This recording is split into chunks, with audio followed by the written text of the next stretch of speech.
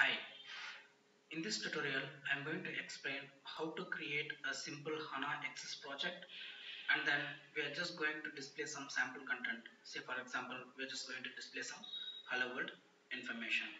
So once you have installed the HANA plugin inside your Eclipse Studio, HANA Studio, then you will be able to find a perspective called as HANA Administration Console and HANA Development.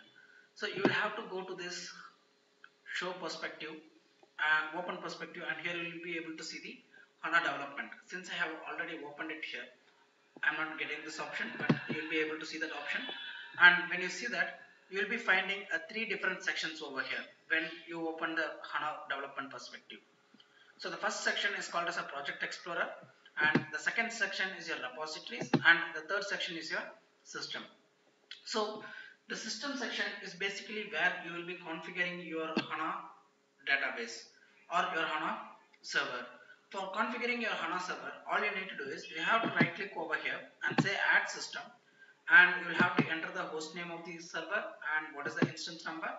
Once you enter that, you have to click on next, and in the next screen it is going to ask you for the database user and password. You just have to provide the database user and password and click on finish. Your system will be added. Now this is the server, and this server will be containing four different sessions like catalog, content, provisioning and security. So in the catalog section, you will be able to find what are the schemas that are available, and inside the schemas you will be able to find what are the database tables that you have created, what are the views that you have created, and what are the procedures that you have created, and so on. So these are some of the things that you will be able to see, like views, triggers, tables, what are the sequences, procedures, index, functions, what are the things that you have created as a part of your schemas. So schema, it's like a mini database inside your database which is going to cover all the development artifacts. And in the content section, you are actually going to see the development projects or access project which you have developed. So basically when you are going to develop a project, it is going to be created as a project folder, and inside that folder you're going to have some different development artifacts, and you're going to have those information. And in the security session, you'll be able to find the different roles and privileges that are available, and you can go there and you can assign some of the privileges for your user. So this is the actual server. So now the development which you're going to do in HANA, it's going to be split into two parts. So you will be having a local copy of your code, as well as there will be a server copy. So it is like you create a workspace which is a folder in your desktop device, where you will be developing those project folders or whatever is the file that you're going to develop. So the development will be happening locally, and those local files will be created in your desktop. So once you share it with the server, you are going to put that files into the server, and then it's going to be deployed over there. So in the project section, you will have the local copy, and in the HANA system, you can actually see the copy which is there in the server. So you actually won't be able to see what is the code which is available over there. So you will have to check out from server to this local device, and you have to check in back when you have to update the changes. So repository is something that the folder location which you have created in your local device, which is actually going to communicate between the client and the server. So I have configured a repository which is basically nothing but a folder location which I have in my desktop, from where I am developing the project, and then I am pushing those project to the system. Right. So this is just an introduction about the tool. Now we will go ahead and we will create a simple application. So in this application, what I'm going to do is, first I'm going to create an application project. So the way we create the application project has been quite changed a bit now. So you just have to go here, right click and say create project. So when you say create project, under the SAP HANA development folder, you will find something called as an application development, and inside that you are going to find an access project. So we are going to create an HANA access project now. Click on next and enter the name for the project. Here now you can actually see an option called share project in SAP repository. So this option has been introduced newly, and by default it will be checked. What it means is, whenever I am going to create a project in my local device, that same project will also be put into the HANA server as well. So I'm just going to enter the name of the application as, say for example, exercise 1.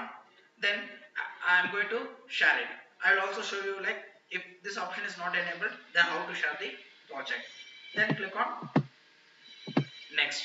So now you will be able to find the workspace. So if you have not created a workspace already, then you can go to this add workspace option and you can point it out to certain folder location where your project will be created. So this is the folder location where I wanted my project to be created. So I have selected the folder location and I have added it as a sub package, which means it will create a folder with the name exercise 1 and inside that it is going to put my development files. Then say next. Now this is also one of the new options. Earlier when we wanted to create a schema or when I wanted to create some XSJS service, we will have to go into the project and we will have to create those particular files. And also you won't be able to have you won't be having this particular options of creating an access app as well as access files. So this is something new, and here since I know that for an application it is required to have an access app as well as an access, I'm just going to choose those option. I'm not going to create any schemas or XSJS as of now. So just by choosing these two files I'm going to say finish.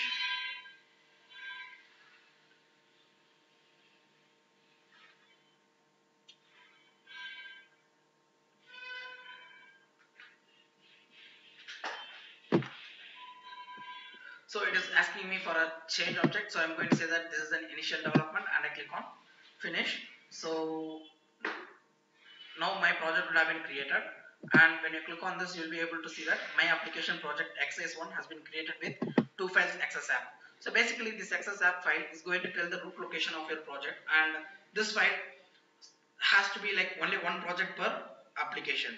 So system has created this project without any names. So without any names, only the format is going to be specified as an .xsapp, by which system is going to ensure that there can be only one particular file inside the particular application. So the same thing applicable for access file as well. The only difference is that in the access file you are going to view some access information, like how you are going to access this application. So it is going to say that expose property as true, which means if you are going to set this expose property to false, then nobody can view this application. Only when you are going to set this expose property as true, this is going to be visible at all. Then what is the authentication mechanism that has to be used for this one? So here we are going to use this authentication mechanism as a form in which you will be provided with a username and input. You are going to log in through that. Then what about the cache control? So you have to revalidate the cache control. Then you have some other features like prevent access, or of like whether should I allow the cross communication or should I force SSL layer. So some kind of information. So we will discuss more on this later on. So for this exercise we have developed an exercise 1, and that exercise 1 is developed under the package C5195137. That is my repository. So now we can go to this content, and here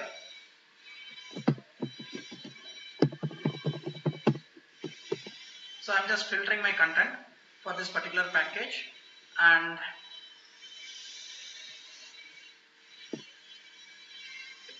it will take quite some time to load.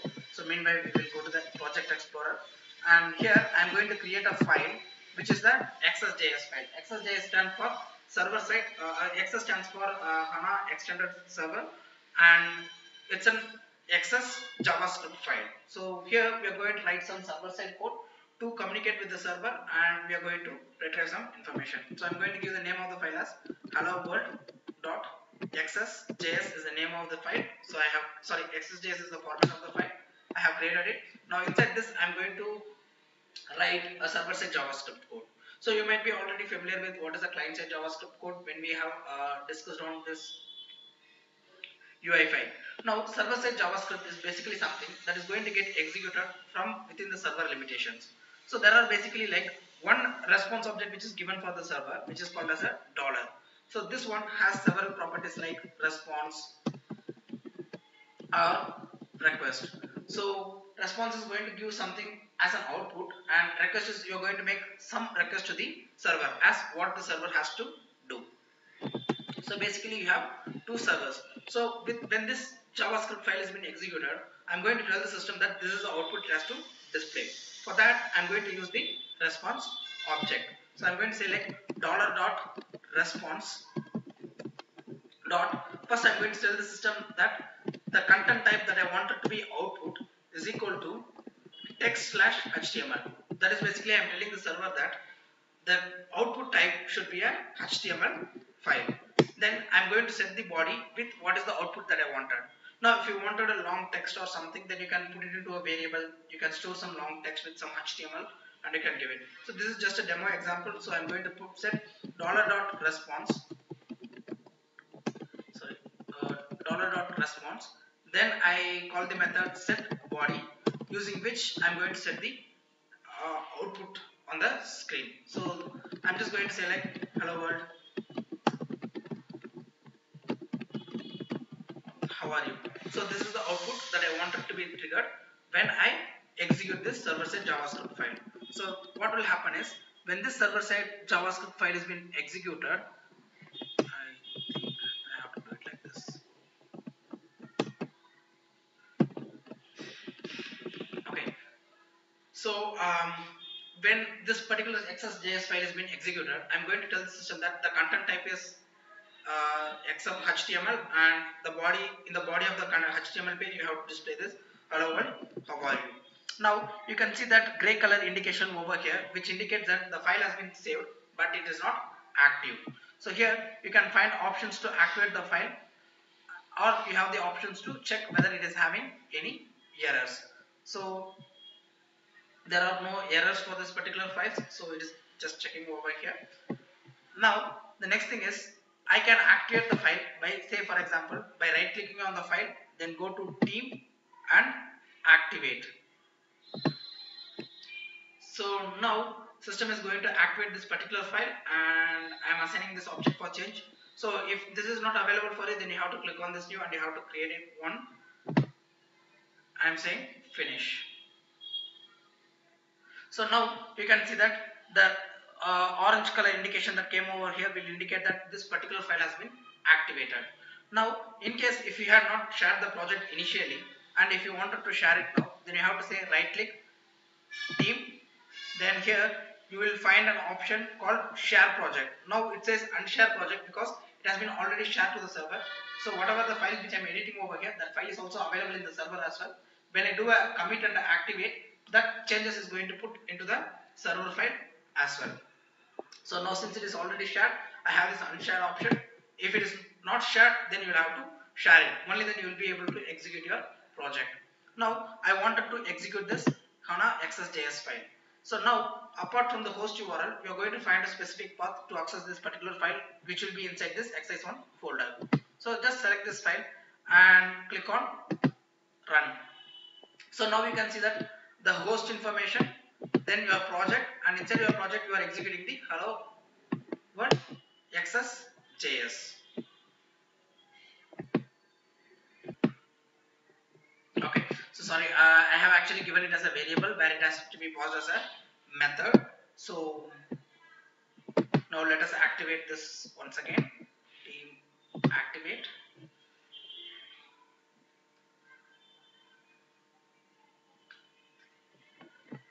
So now if I'm going to run this application, this is actually going to show me hello world, how are you. So basically this JavaScript file has been executed, the content has been determined as HTML, and inside the content we are going to set this values, right? Fine. So now we will go to the system and we'll see if it has been actually loaded. And you can now see that inside this C5195137 folder, you have actually created some projects